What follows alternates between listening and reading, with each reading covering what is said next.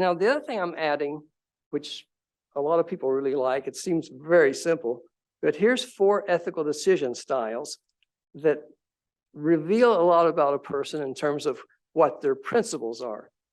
Very quickly, because I'm going to, in a moment, show a film of a ex-CEO who fell into one of these styles, a couple of them, and then maybe you can help me decide which one he fell into.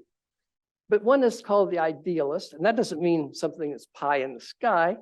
It's a person who has rules. They want consistency, principles. And those principles may not be good principles, but whatever those are, they could be good.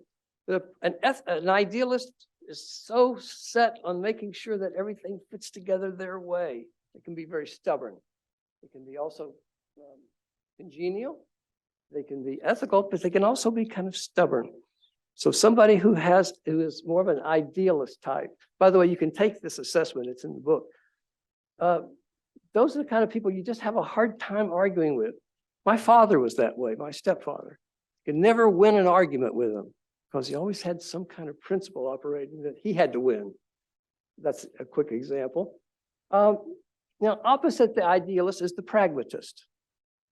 As you can see, I've got people up here representing those. Everybody knows Bill Gates, and everybody knows Martin Luther King. Martin Luther King had a good set of principles, by the way.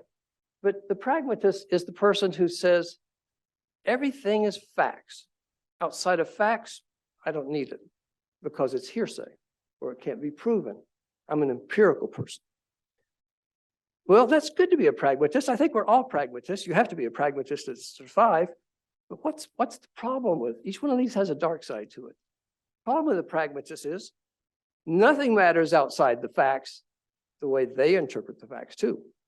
Sometimes facts can be one way or the other way. So a lot of the pragmatists can get people in trouble, especially if they're a CEO, and they're really not concerned about human welfare of other people. Just stay with the facts, stay with the bottom line, stay with the stocks, see how we're doing. So that could be a problem. Now, the altruist, and this is a young woman who was shot, maybe some of you, I think she was from Pakistan, but she really is an altruist. She always has been, helping women in her country, helping teach and bring schools to the country. I put her there because, it's kind of hard for me to find out who's a pragmatist, an altruist. I had a hard time going through the literature saying, who is an altruist? But altruists, they go by more concerned about others than themselves. And there are a lot of pragmatists among us. There are people who really would sacrifice whatever they're doing for the good of others. And these people we have to cherish because in my classes that I teach, I don't know about yours, out of 35 students, I'll find at least 1 or 2 altruists through all my assessments and all of my role plays. So finally, there's the individualist up there. Does anybody know Sam Bankman-Fried? Yeah, right. He's the guy that's taking cryptocurrency down the toilet, so to speak. He's ruining the whole field. It'll come back probably. But I put him as an individualist because I really think that he was in it to make a fortune, and he almost did make a fortune, except for one problem. I think it was for self-interest, and maybe for profitability, who knows.